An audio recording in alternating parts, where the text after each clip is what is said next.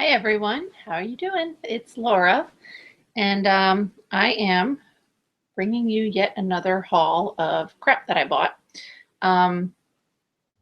It's pretty awesome crap as usual.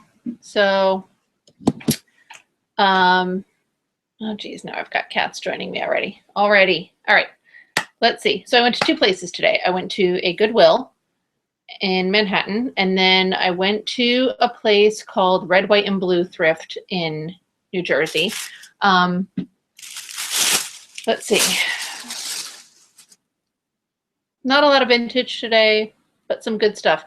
One of the really neat points about the Goodwill is that the stuff that I found there is all brands I had not heard of before, but they all seem to be, sorry, I've got a hair in my eye, pretty lucrative. By the way, speaking of my hair, it actually looks kind of amazing, which I'm surprised at. So I decided this morning to use a small barrel curling iron to do my hair. I've had this curling iron since like the dawn of time, I guess. I don't think it works that well. And I was curling my hair and I did like this bottom section here. And then I was like, this is stupid. It was taking me forever because I'd use really tiny sections of hair. But at that point I was like, oh, if I change, it's going to look stupid. So I'll just go with it. And it looks pretty awesome, I think, but I can't do that. I mean, this took me too long. And so then after I curled it, I brushed it out and put a ton of hairspray in it, and it looks kind of awesome. But it took forever. I might get those little pink foamy rollers, you know, those things, and those do a really good job. All right, anyway, Jelly Bean, I love you, but no. Okay, so I'm gonna go over some of these brands that I got. And so the Goodwill, I only got 3 items. So this is in Manhattan. They're a little bit on the expensive side, but Goodwills tend to be.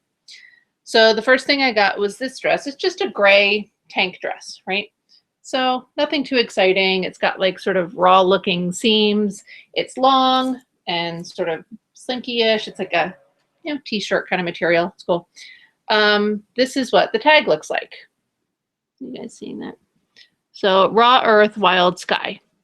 And this stuff had some pretty decent comps on eBay.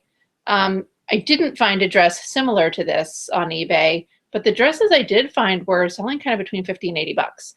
I don't know that this will be going quite that high. I think that the size tag there, yes, this is an extra small, but it's 100% organic cotton. It's made in the USA, so those are all draws for some people. And of course, it's all like, you know, like yoga Starbucks people would wear this, right? Probably they're eating raw food and all that shit, right? So that's who I think goes for this. It's made in LA. So I'm gonna say there.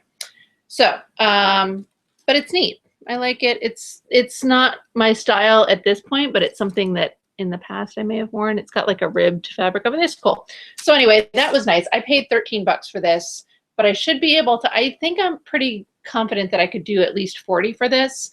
I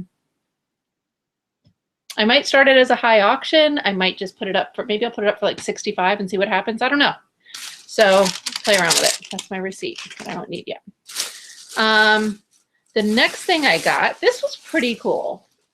The shirt itself is not that exciting looking in my opinion, but what made me pay attention to it is that it's a more substantial material. You know, sometimes you feel things and you can just tell that it's probably something kind of more expensive. So it's pretty basic looking. It's got that little cross emblem, the sleeve. So here's one of the things, like the sleeve has this patch and it's a pretty thick patch. And then inside is sewn like that. And that's the inside of the sleeve.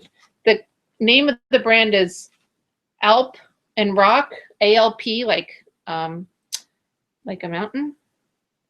Alp and Rock. In fact, I don't even know. Okay, anyway. So that's on the back. Apparently this is a line of ski wear.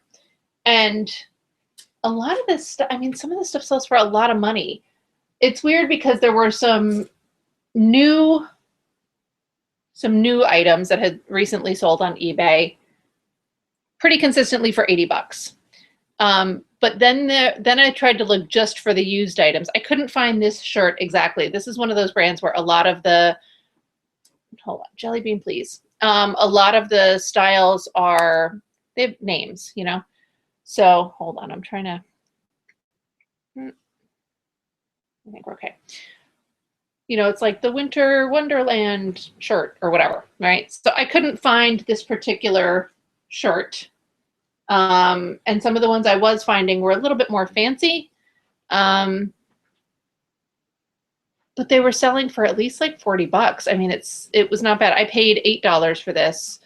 And some of them I sorted just by used items. I took the new items out.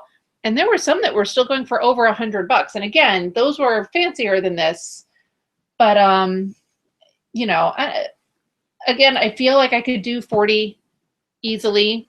Going to try and list it higher. I don't know if I'm going to try and do, maybe I'll do like 70 with the best offer and see what happens. So I felt good about that. And then this last thing, so I didn't pay enough attention to it when I bought it because it's, all right, let me see. It's a weird little jumpsuit thing. I have got cats trying to come sit in my lap like nobody's business right now. All right. So this is sort of like, right, it's a weird little jumpsuit. That's the back, and it's a little more open with the strap across the top, and it's pants. And it feels like a wool kind of material. So it was pretty cool. It felt, again, it was one of those things that felt substantial, so I paid a little more attention to it. This is the tag that was in it. It's C, New York, and it's a size 4, which, you know, tiny. But I looked it up, and again, this brand tends to go for a lot of money. They had, oh, now I can't remember, like, again, around 80 to 100 bucks. I mean, it was a good return. The thing that's bad about these pants, besides the fact that anything that could be considered lint or cat hair or human hair or whatever is being attracted to this fabric, but the pant leg has some pulls on it there that I didn't see when I bought it because I didn't pay attention.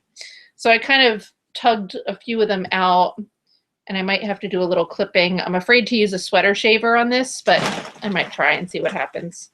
But again, even if I'm selling them, I paid 13 bucks for this thing. So even if I'm selling it for less than what sort of the higher values are, I'm probably still looking at like, you know, 30, 40 bucks. So it seemed pretty cool. And it's a neat piece. Like, I like it's unusual, right? It's like almost like German lederhosen, but backwards. I don't know. So those were my 3 Goodwill finds today. That was in this city while I waited for Lord to go to his meeting. That's those. Then we went to this store in Paterson, New Jersey. So Red, White, and Blue Thrift is, they have more than one location. And Reseller Revolution, Chrissy, talks about her honey hole. And she calls it Red, White, and Thrift, I think. But I don't know if it's Red, White, and Blue and she's just shortening it or if it's not the same thing. But she gets great deals at hers, and that's not what happens for me at this one. They used to be in one location that was like a dirty, nasty, warehousey looking place. It was gross. And their prices were okay. You know, some of them were a little higher, but they were all right. And every Saturday they would do 50% off of everything except one color tag, I think.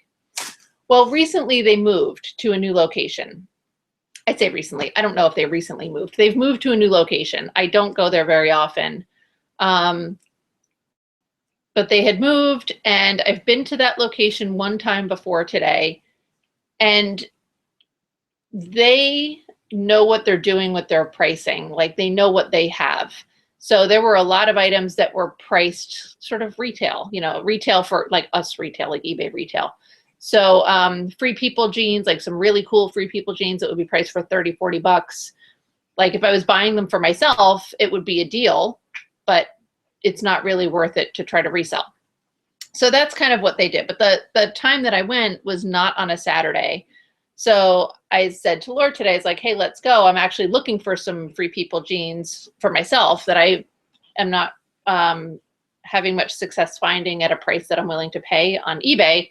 So let me look there and see if they have them. I knew it was a long shot and they probably wouldn't.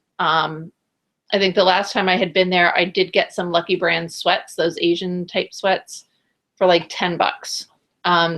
None of them were like the super coveted ones, but you know, they did okay for me in resale, but they were 10 bucks each. It was kind of a lot for thrifting. So anyway, we went there today. I did not find my jeans, and prices were pretty ridiculous for a lot of things, but I did get some items that I thought were cool. So actually there might be sort of a little more vintagey stuff than I thought there would be. Anyway, all right, I'll go for this first. This is too cool. I would rather save this for last, but it was sort of on top. So this is a slip. I don't know if it's vintage, but this thing is amazing. So the top is like this stretchy, like, you know, it's meant to sort of go like that. And then this is the bottom. Look at this thing. This is amazing. This is fantastic. It's very, by the way, pizza delivery guy is here, and so there may be some noise in a minute for that. And Lord may yell at me that our pizza's here. So this is the slip. It's fantastic. This thing was 10 bucks, but it is worth 10 bucks. Because this is absolutely something that I would wear somehow appropriately. But it's fantastic. And B, I will definitely be able to sell this. This thing's amazing. The only tag in it, it's not really a good tag to, like, I don't know. I can't really tell much. Like, this is the tag. I can't tell if it's vintage. I feel like it's maybe 80s vintage, but it's not anything crazy old. So there's that. Then this thing, I don't know if this is an adult or a child size, but it's really cool. And look at, so it zips up the front and it's shorts. It's very tiny. So if it does fit a person, I feel like it fits a tiny person. Hold on. Hi, I'll be there in a minute. Okay. So, but this was $2, so I couldn't not get it. It's really adorable. I feel like it might be, I mean, I feel like maybe I could get the waist on. I think the hips are very questionable for me, but this could probably be like a size 2 or 4 for an adult, I think. I don't know, I have to measure it and see. I'm terrible with some of that stuff, but it's really cute. All right. Then I got this other thing. It was so sad. They had all of these kimono style robes there. They were a nice thick kind of cotton, but they were 10 bucks each. They were really beautiful. They were not vintage as far as I could tell. They were all made in, not in Taiwan. I forget where they were made. But they were really cool. And I probably could have done all right reselling them. Because they weren't vintage, I can't do them on Etsy. I feel like their look is a very Etsy customer base kind of look, but I would have had to put them on eBay because they're not vintage. They're really pretty. I probably could have done them on Instagram, but it's a cash only business and I just didn't want to invest that much money. I have so much stuff to sell already. And they were really beautiful, but I did get this thing, which is like, you guys aren't seeing the detail as well because of the red, but it's like a robe. It's cotton. It's got black and gold painted design on it. The tag is a little bit older looking. I actually saw a really interesting discussion thread in one of the Facebook groups that I'm in, where they were talking about kimonos, and somebody had listed one as being a 1940s kimono, and the one woman didn't think that that was accurate. So she went into another group and said, hey, can you guys help me with dating on this? This is the tag, this is the piece. And there was a general consensus that it was a 1970s piece. I would have placed just the tag itself, probably more in the 60s, maybe 50s. But apparently that's a thing with some of these Asian brands, is that their tags do look older. And I've seen things out myself where the tag looks older, but the piece looks more modern to me. And so I've always been a little confused by it. So it's interesting to know that. But this was a cool piece. And again, this was $4. So it's pretty short as a robe. Like, this is the kind of robe that either you wear with pajama pants or whatever, or you wear it, of course, I would wear it out over some black palazzo pants or I don't know, something. Somehow I would make that into a top. So it was really cool. All right. This dress I bought because it looks very vintage. I think it's probably 70s or 80s. It was $3, and I'm going to try and take the price tag off because, of course, they staple it into the regular tag. So I couldn't really investigate well while I was there, but maybe we can look at it together and see what's going on. So I suspect that it's 70s because it's got washing instructions, which I was able to see. Oh, cool. It's got a union tag. So this is the tag for the dress. Beginnings. And you can see, I saw the dry clean only part while I was in the store. It's got this thing and then the union tag. And because it's still blue and not red, white, and blue, I believe it's probably more 70s. So that's pretty cool. But it's a very 70s does 40s type of dress. So, you know, this would sort of tie here. Oh, you cannot tell that at all what that is. First of all, the print is really neat. Let's see if I can, right? So that's kind of a cool print. It's rayon. It's got some smocking here, which I think would be, I guess that would be the waist. And then it would make it a little bit blousy. It's a really pretty dress. And it didn't have like pit stain stuff going on, which was comforting. And this was a stupid cheap price also, which I think this was $2 or $3. So it was really low price. So I was happy about that. It does have shoulder pads in it, but they're pretty mild. So, you know, who knows, maybe early 80s. Shoulder pads were a 40s thing. And so I don't know. Anyway, and then the last item that I picked up was pretty exciting. So I listened to Nicole State a lot. I listened to Kayla of Hazel Hearts Vintage a lot, and both of them have talked about a brand called Maison Scotch or Maison Scotch, M-A-I-S-O-N, and then Scotch is a second term. The other day I was listening to or watching a video from Boondoggle Bliss, and she was talking about brands.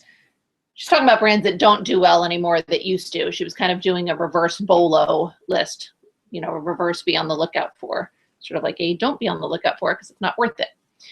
But one of the brands that she talked about as being worth it after she went through the no-nos was Maison anything. So apparently this company that does Maison Scotch has other brands as well. Like, you know, Maison something else, right? I don't remember the ones that she said. When I was at Goodwill today, I found a dress that was by Maison Jewels. So I was like, oh, cool, Jewels, like J-U-L-E-S. Now I looked it up and it really wasn't going for much of anything. And the dresses at Goodwill are $13.